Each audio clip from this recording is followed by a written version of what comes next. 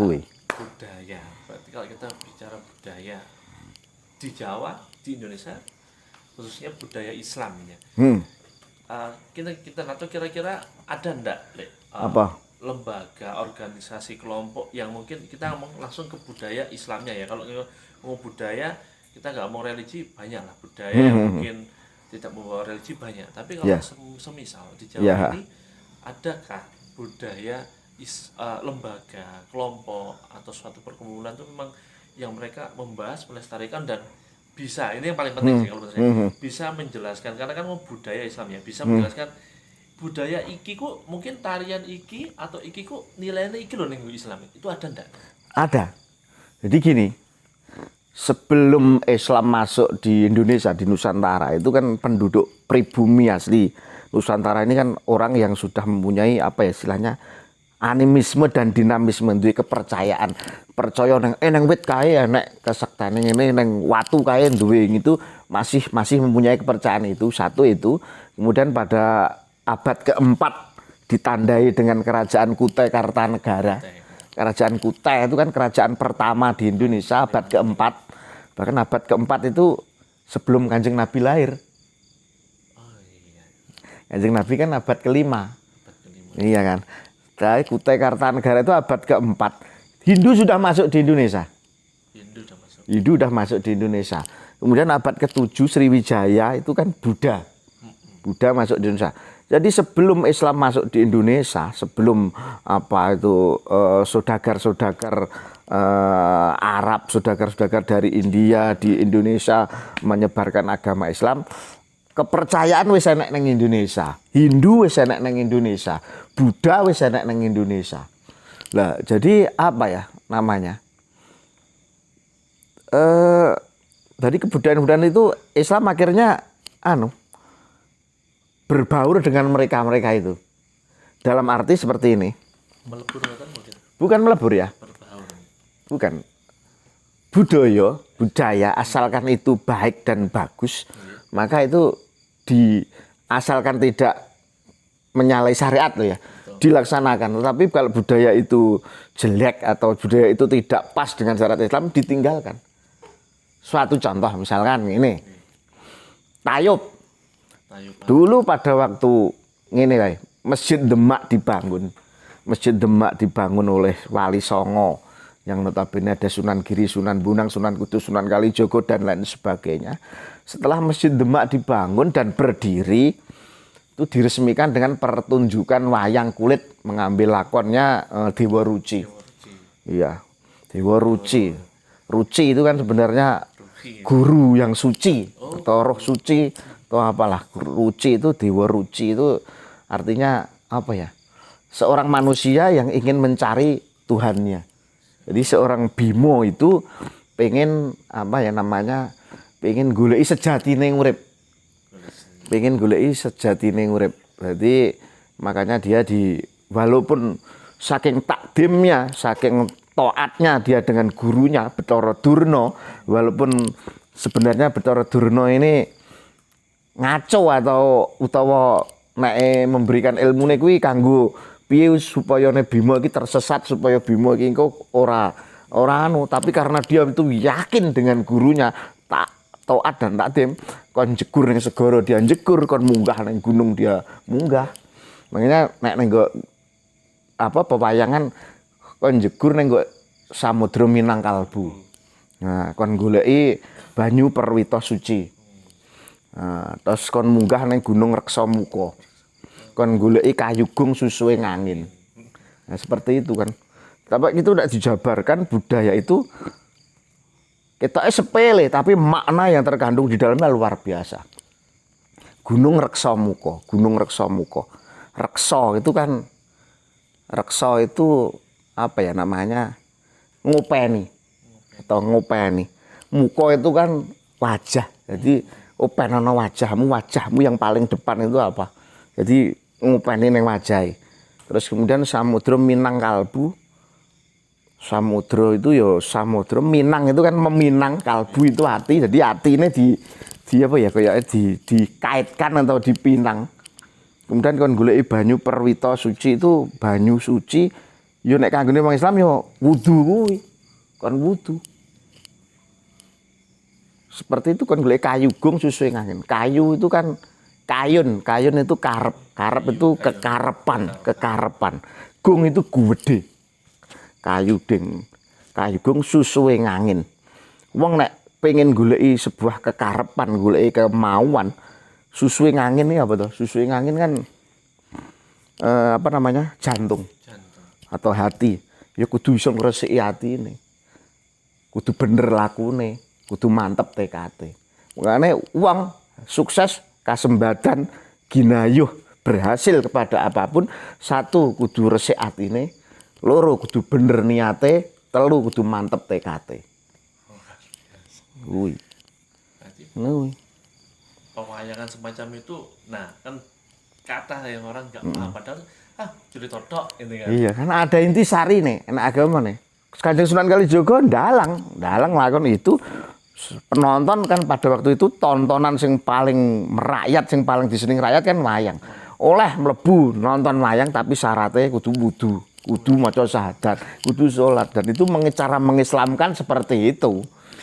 Jadi tidak ada paksaan dalam beragama, tetapi apa ya namanya?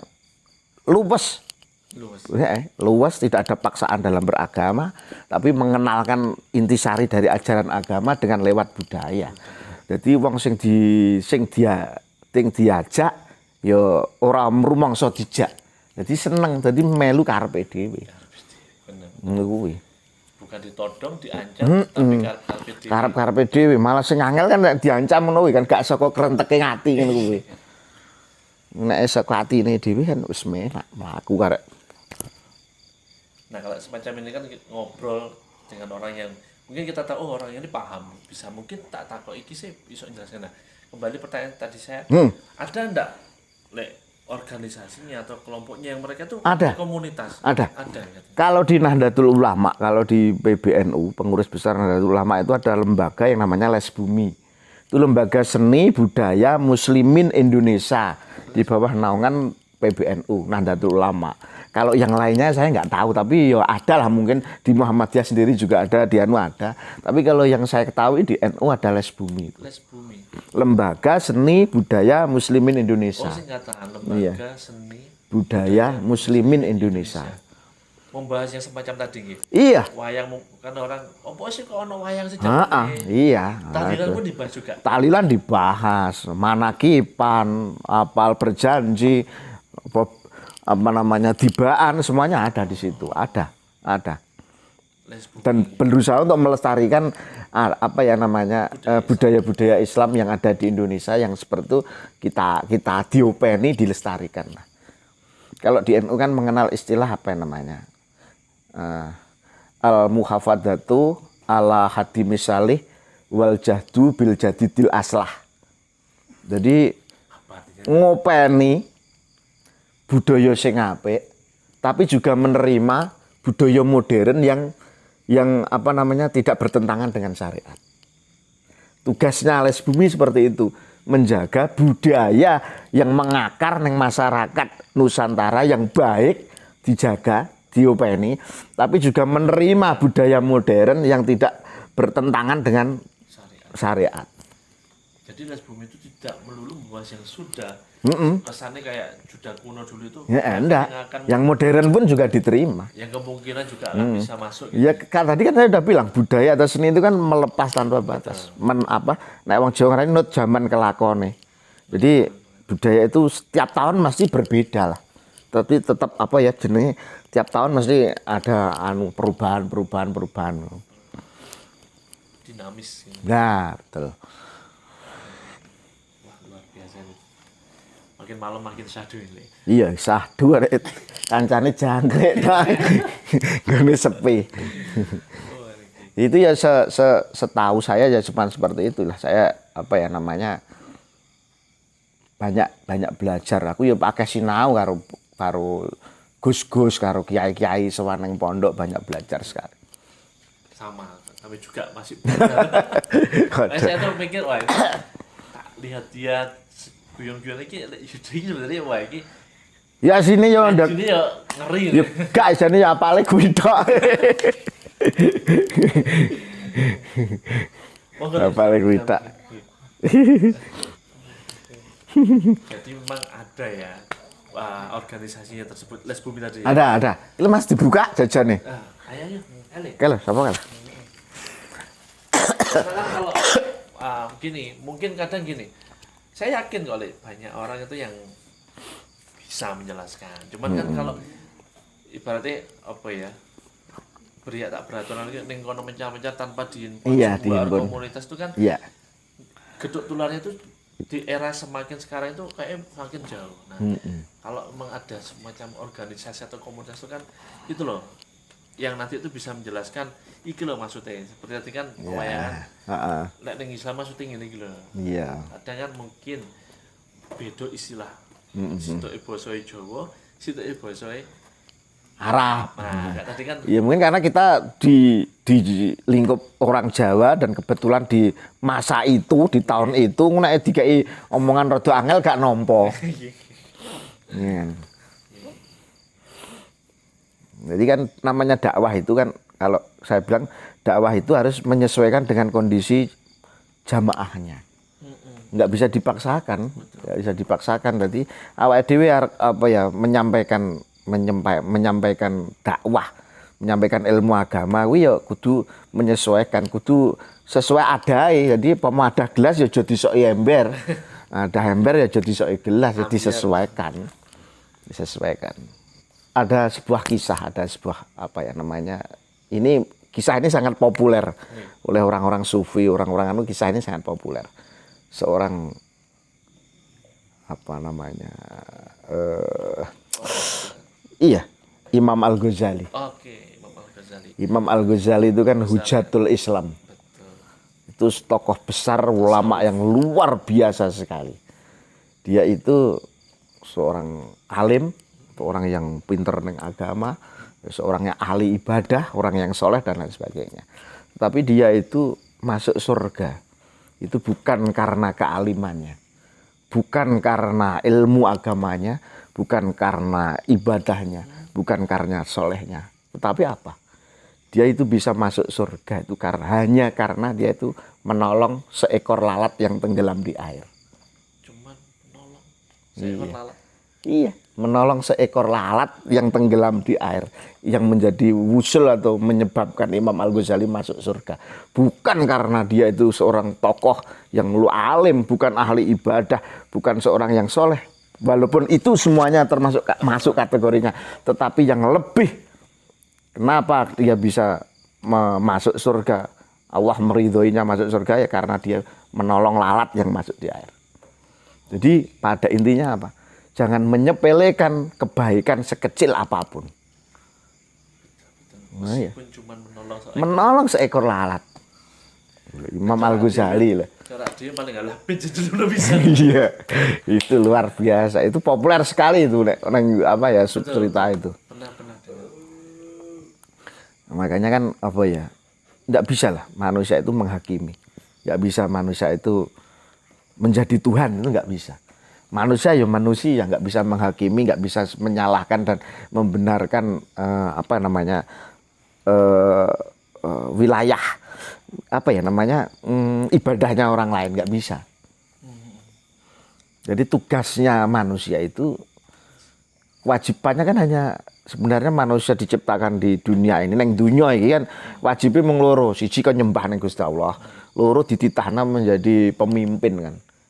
Khalifatullah fil ardi, pemimpin di muka bumi. Makanya siji kan menyembah neng Allah ya. Namanya orang menyembah. Nah, Gusmus itu mengatakan apa ke idza amartukum bin amrin falta'minhu mastada'tum. Apabila aku menyuruhmu mengerjakan sesuatu, maka kerjakanlah semampumu. Sak isamu, sak titahe. Jadi nggak harus memaksakan, saya harus begini, saya ngibadahnya begini, saya ngibadahnya harus begini, nggak seperti itu. Makanya balance antara ibadah dan juga apa namanya nyambut gawe atau hidup sosial. Oh, okay. Mungkin dari sini tadi tuh kesan orang sing aku ibadah ping kok iku, berarti mungkin dia sudah memaksakan tidak sesuai kemampuannya tadi nggih. Heeh. Soalnya nek gak koyo wong iku aku gak maksimal lah. Itu mungkin persepsi yang salah. Iya. Padahal ya sak mampumu. Semampunya. Enggak bisa dipaksakan ya. Masa awake dhewe ya kon misalkan kon tahajud sampai pada esok kan nggak mungkin, nggak kuat ya. Kon poso anu kan juga nggak kuat. Lah kalau sesuk mergaine piye kan. Semampune ae. Dan sak titahe lah. Kita nggak Allah kan nggak seneng wong sing berlebih-lebih. Betul. Nah, ibadah pun ya secukupnya. Maju nih. Sak madya.